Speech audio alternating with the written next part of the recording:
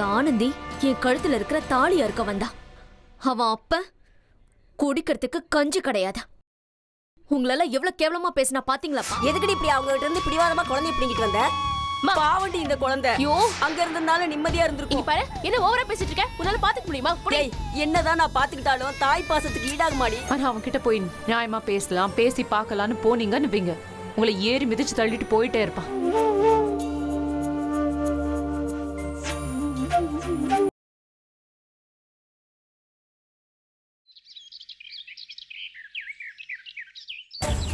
மீனாட்சி, பானு பேசுறேன்.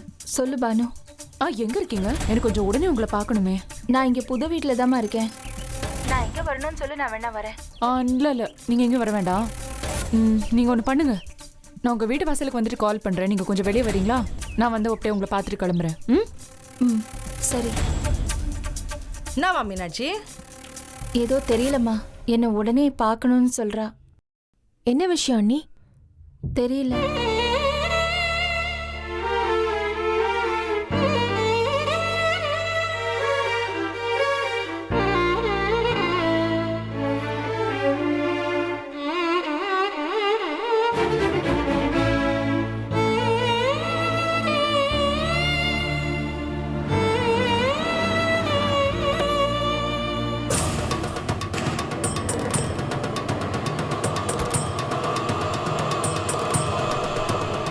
ஹலோ மீனாட்சி, நான் வந்துட்டேன்.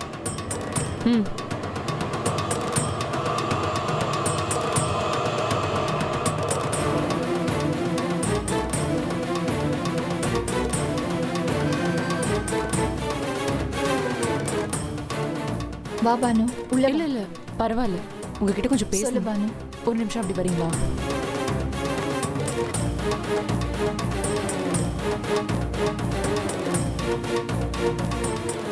என்ன விஷயம் பானு? ஆனந்தி விஷயமா பேசலான்னு தான் வந்தேன். அதை நினைச்சாதான் ரொம்ப கஷ்டமா இருக்கு. அந்த சரவணன் என்ன பண்ணிட்டான் தெரியுமா? அதை பத்தி தான் உள்ள பேசிட்டு இருந்தோம். ஆனந்தி எங்க வீட்டுக்கு வந்திருந்தா. ஆனந்தியா? அவ எதுக்கு அங்க வந்திருந்தா? அங்கதானே வரணும். சரவணன் கல்யாணத்தை நடத்தி வச்சதுல எங்க அப்பாவுக்கும் பெரிய பங்கு இருக்கு. அவரும் சேர்ந்து போய் தான் இந்த கல்யாணத்தை நடத்தி வச்சுட்டு வந்திருக்காரு.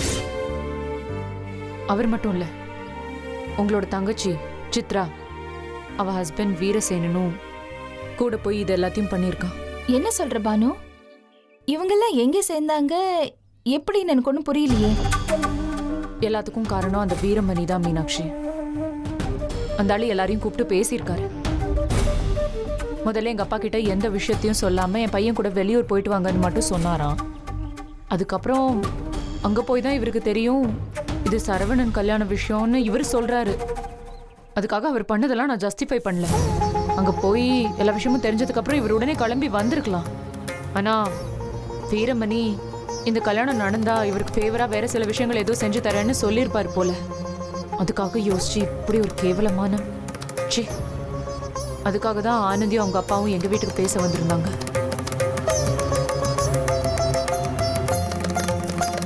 நான் ஆனந்திக்கு ப்ராமிஸ் பண்ணியிருக்கேன் மீனாட்சி, இந்த கேவலத்துல எங்க அப்பாவுக்கு பெரிய பங்கு இருக்கு. அதனால இந்த விஷயத்துல அவ கேஸா ப்ரொசீட் பண்ணா அவ பக்கம் நான் நிக்கிறேன்னு சொல்லியிருக்கேன். எங்க அப்பாவுக்கும் எனக்கும் 1000 பிரச்சனை இருக்கலாம், 1000 கருத்து வேறுபாடு இருக்கலாம். That is different. ஆனா இந்த விஷயத்துல அவர் பண்ணதை என்னால கொஞ்சம் கூட டைஜஸ்டே பண்ணிக்க முடியல. தப்பு, ரொம்ப பெரிய தப்பு. அதுக்காக பொறுப்பேற்றுக்கிட்டு ஆனந்திக்காக நான் சப்போர்ட் பண்றேன்னு அவகிட்ட உறுதியா சொல்லியிருக்கேன். சரி பானு, நாம இப்ப என்ன பண்ண முடியும்? அந்த சரவணன் ஒரு திருட மீனாட்சி, ஃப்ராட். இவ பாவம் விஷயம் தெரிஞ்சு அங்க போய் அவன் காலில் விழுந்து அழுதுருக்கா. ஆனா அவன் இவளை பத்தி கொஞ்சம் கூட கேர் பண்ணாம அவ கண்ணு முன்னாடியே தாலி கட்டியிருக்கான். அவனுக்கு இவளை பிடிக்குதோ பிடிக்கலையோ, இவளை கூப்பிட்டு பேசி இது எல்லாத்தையும் சால்வ் பண்ணிட்டு தானே அவன் அடுத்த ஸ்டெப் எடுத்திருக்கணும். அதை விட்டுட்டு இப்படி ஒரு கேவலத்தை பண்ணி வச்சிருக்கான். நம்ம லீகலா இதை ப்ரொசீட் பண்ணணும். இதுக்கு மேலேயும் நம்ம பொறுமையா இருந்தா அது முட்டாள்தனம். அந்த நட்டாஷா இவனுக்கு டிவோர்ஸ் ஆகலைன்னு தெரிஞ்சும் இவன் பின்னாடி இப்படி அலைஞ்சு கல்யாணம் பண்றதும் இவன் பணத்துக்காக அவ பின்னாடி போறதும் டிஸ்கஸ்டிங் மீனாட்சி. இவங்க இந்த கல்யாணத்தை ஹானஸ்டா செஞ்சிருந்தா நானே நிச்சயமா ஆனந்தியை கூப்பிட்டு அட்வைஸ் பண்ணிருப்பேன். ஆனா இவங்க நிச்சயமா இந்த கல்யாணத்தை நல்ல எண்ணத்தோட செய்யவே இல்லை. இதை இப்படியே விட்டுட்டா அப்புறம் ரொம்ப தப்பாயிடும்.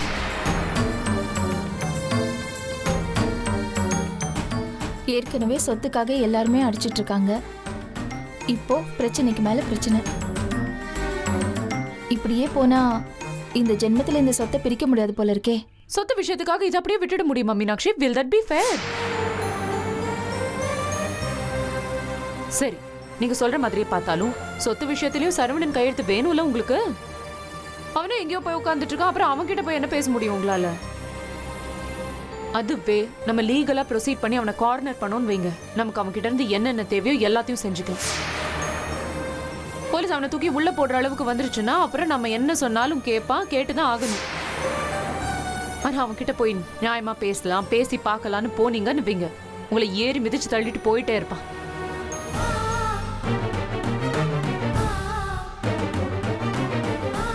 எனக்கு என்ன சொல்றதுன்னே புரியல பானு. ஒரு பக்கம் சங்கத்தால பிரச்சனை, இன்னொரு பக்கம் குடும்ப பிரச்சனை. இதுக்கு நடுவுல என்ன பண்றதுன்னே எனக்கு புரியல. ஃபேஸ் பண்ணி தான் ஆகணும் மீனாட்சி. நான் சொல்றேன்னு நீங்க தப்பா நினைக்க கூடாது. இந்த விஷயத்துல உங்களுக்கு ஏதாவது செகண்ட் தாட் இருந்தா கூட இதை நான் விடுறதா இல்லை. பாவம் ஆனந்தி, அவ அவ்வளோ கஷ்டப்படுறா. அவளுக்காக மட்டும் இல்லை மீனாட்சி, எங்க அப்பாவுக்கு இந்த தப்புல பெரிய பங்கு இருக்கு. I feel so guilty for that. அதுக்கு காம்பன்சேட் பண்ணவாவது நான் அவளுக்கு ஹெல்ப் பண்ணி தான் ஆகணும்.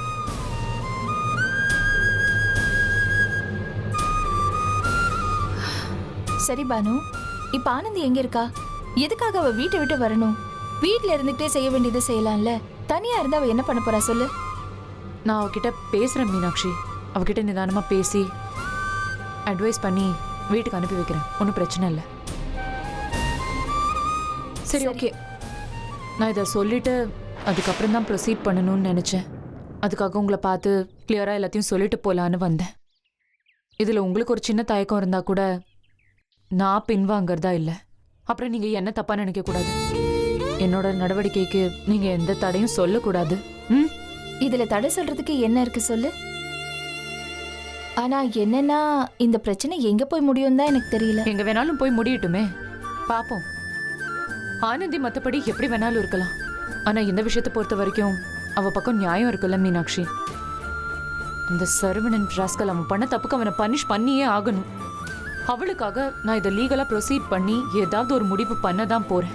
ம், சரி பானு, இதுல நியாயம் இருக்குன்னா நீ அதுபடி செயல்படு. நீ எதுக்கு என்ன கேக்குற? தேங்க்ஸ். நான் கிளம்புறேன் மீனாட்சி. என்ன?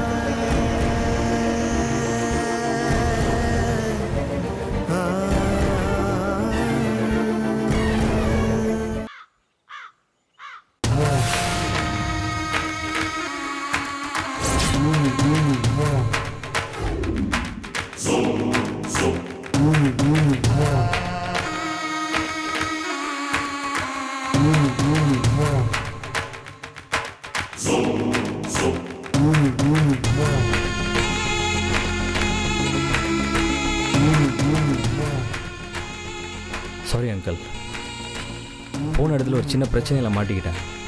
அதான் என்னால் வர முடியாத போயிடுச்சு. நீ ரொம்ப ஈஸியா சொல்லிட்ட கிருஷ்ணா. ஆனா அந்த ஊர்ல நாங்க பட்ட கஷ்டம் இருக்கே, ரொம்ப கொடுமை.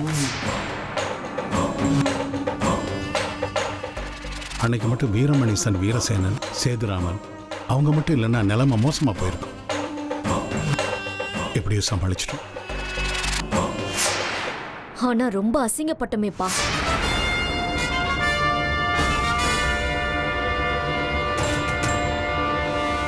அந்த ஆனந்தி என் கழுத்துல இருக்கிற தாலியா இருக்க வந்தா. அவன் அப்ப குடிக்கிறதுக்கு கஞ்சி கிடையாது. உங்களால எவ்வளவு கேவலமா பேசினா பாத்தீங்களாப்பா?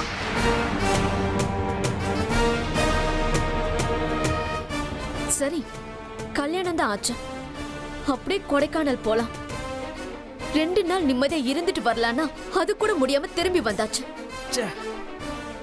இந்த நேரம் பார்த்து நான் இல்லாம போயிட்டேன். இருந்திருந்தா உன்னை கேவலப்படுத்தின அந்த ஆனந்திய சேலையை உருவி அசிங்கப்படுத்திருப்பேன். டேய்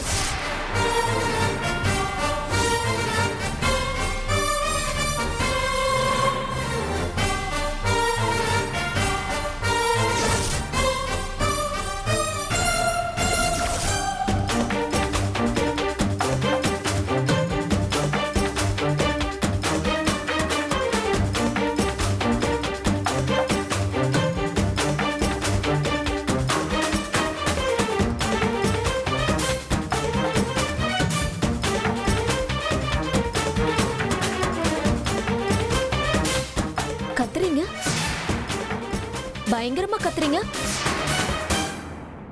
ஏன் உங்க பொண்டாட்டி அசிங்கமா பேசிட்டாங்கன்னா? இல்ல சேலைய உருவி அசிங்கப்படுத்துவேன்னு சொல்றான். அதான் அவ என்ன அசிங்கமா பேசினால, அப்ப பேசாம இருந்தீங்க? அதுக்கு தான் அவளை பிரிஞ்சு தனியா வந்து தண்டனை கொடுத்துட்டேனே. ஓ,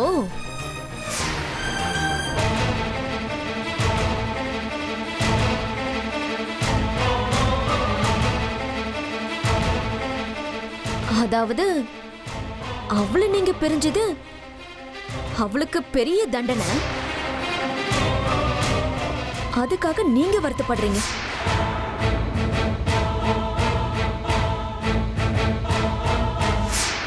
அப்போ இன்னும் அவ மேல உங்களுக்கு காதல், கருணை எல்லாம் இருக்கு.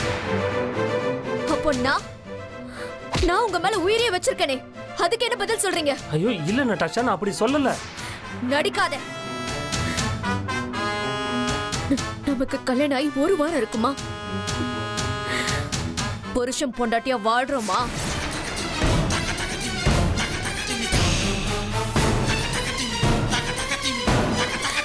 சொல்லு.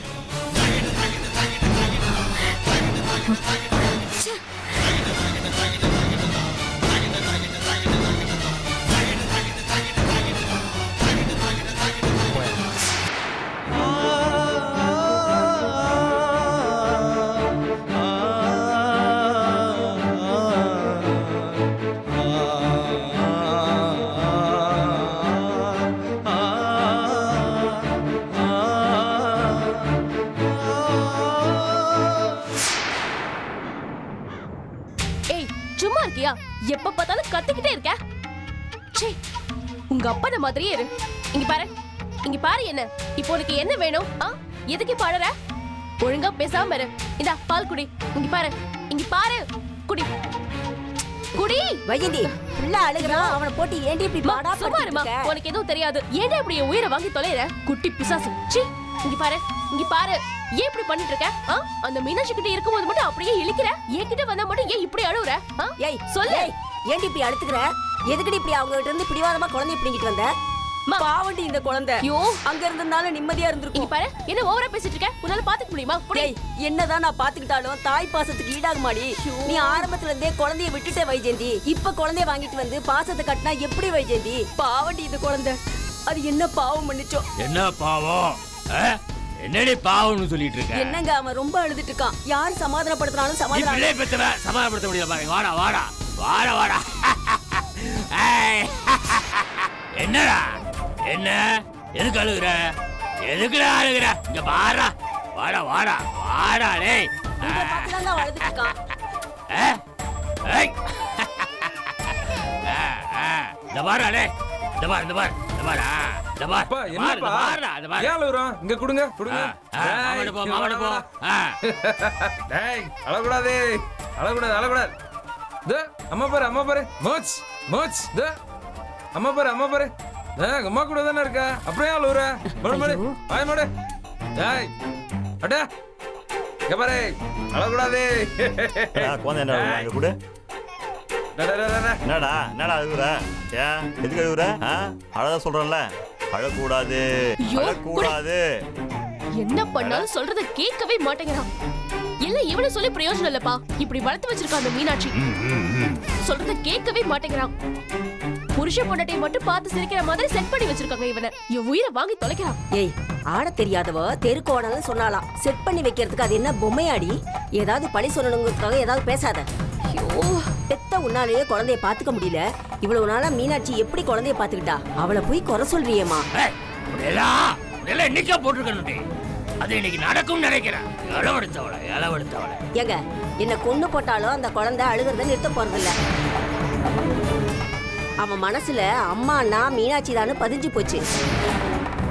இனி அதை மாத்த முடியாதுங்க. வைஜெயந்தி, நான் சொல்றது கேளுமா. பேசாம குழந்தை அவகிட்ட திருப்பி கொடுத்துருமா, அதுதான் நல்லது. வாய் நல்லா வந்துற போது பேசாம இரு. அப்ப எலெக்ஷன்ல ஜெயிக்கணும்னு எவ்வளவு செஞ்சிட்டு இருக்க? என்னமோ பெருசா நீ பேசுற. ஏய் அழாமற, ஏன் இப்படி பண்ணிட்டு இருக்க? ஏடி, பெரியவங்க சண்டைக்காக குழந்தைய பழிவாங்கலாமா? ஏய், குழந்தை முகத்தை பாருடி, அது ஏங்கி அழுதுகிட்டு இருக்கு. சொல்ல தெரியாம அழுதுகிட்டு இருக்கு. இப்படியா போச்சுன்னா குழந்தைக்கு ஏதாவது ஆயிடுமோன்னு பயமா இருக்குடி. ஏய், சொன்னா கேளு வைஜெயந்தி, குழந்தைக்கு ஏதாவது ஆயிட போகுது. அப்பா அம்மா சொல்ல என்னப்பா பிரயோஜனம்? எல்லாம் இவனை சொல்லும். ஏய், என்ன உனக்கு கேடு? உனக்கு வேலைக்கு சோறு ட்ரெஸ் எல்லாம் எடுத்து கொடுக்குற, அப்புறம் என்ன உனக்கு? என் உயிரை வாங்கி தொலைக்குதே. இதெல்லாம் குழந்தைக்கு போதுமாடி? உண்மையான அன்பு வேணுடி, அதுக்காக குழந்தை ஏங்குதுடி. கொல்லத்தான் போறோம். தூக்கி அவட கொடுத்துருவோமா? என்ன ஜெயிச்சா அதுல வேலையை பாக்குற நீ. எங்க புள்ள பாவங்க எப்படி துடிக்கிறான் பாருங்க. டேய், யோ டேய், எதுக்கு அழுகு தொலைற? அவன் அப்பா விளக்கறே வர சொல்லு. அவனை பார்த்தாலும் சிரிக்கிறானா பாப்போம். பா, நீங்க வேறப்பா. அந்த ஆளை பார்த்தா இன்னும் அழுப்பா. விளக்கடி குடிச்ச மாதிரியே வச்சிருப்பா அந்த ஆளு மூஞ்சிய. அவனை பார்த்து எப்படிப்பா சிரிப்பா இவன்? அதாமா, இவன் கைராஜி குடும்பத்து வாரிசு, வீரமணியோட வாரிசே இல்ல. எல்லாரும் விளக்கடை வர சொல்றான், அந்த பேப்பையில வர சொல்றான். இதுக்கு கத்திக்கிட்டே இருக்க?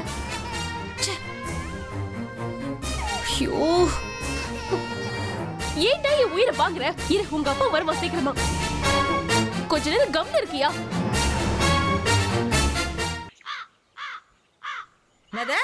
கேஸ் கொடுக்க போறாங்களா? இந்த பாரு, நமக்கு அதுக்கு என்ன சம்பந்தம்? என்னம்மா அப்படி கேக்குறீங்க? ஆமா, நான் கேக்குறது கரெக்ட் தானே. அவங்க கேஸ் போட்டா என்ன, கேஸ் போடலன்னா நமக்கு என்ன வேணாலும் பண்ணிட்டு போட்டுமேமா. ஏமா, நம்ம பொழப்ப பார்த்துட்டு நம்ம போயிட்டே இருக்க வேண்டியது தானே. என்னம்மா அப்படி பேசுறீங்க? பின்ன அவங்க சொத்தை அவங்களுக்குள்ள பிரிச்சுக்கிறதுக்கு அடிச்சுக்கிறாங்க. சமரசம் பண்ண போனீங்கன்னா நமக்குள்ள பிரச்சனை தானம்மா வரும். இதெல்லாம் உனக்கு தேவையா? மாப்பிள்ள கடை பாக்குற வேலை எல்லாம் எவ்வளவு பாதிச்சிட்டு இருக்கு தெரியுமா? இந்த பாரு, நீயும் அப்பம் கொடுத்த சொத்தை எடுத்துட்டு வேலை பாருமானா அதையும் கேட்க மாட்டேங்கிற. அதுல ஏன் சொத்து மட்டும் கிடையாது, என் தங்கச்சிங்க சொத்தும் இருக்கு. ஆமா, என்ன பெரிய தங்கச்சி நொங்கச்சி சொத்து.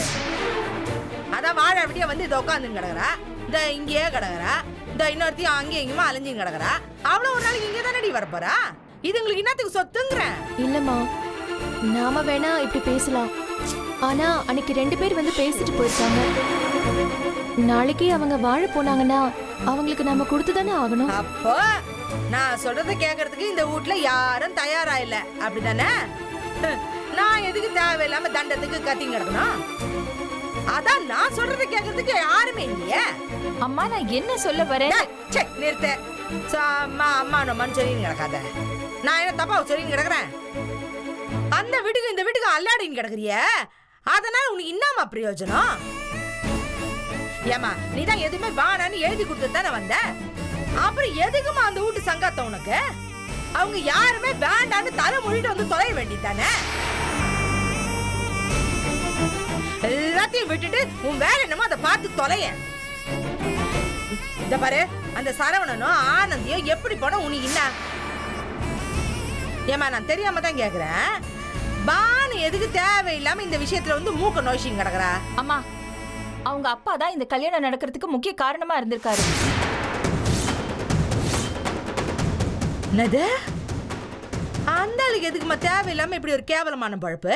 அந்த வீரமணி இதை செஞ்சு தந்தா அவருக்கு சாதகமா ஏதோ செஞ்சு தரேன்னு சொல்லிருப்பார் போல இருக்கு.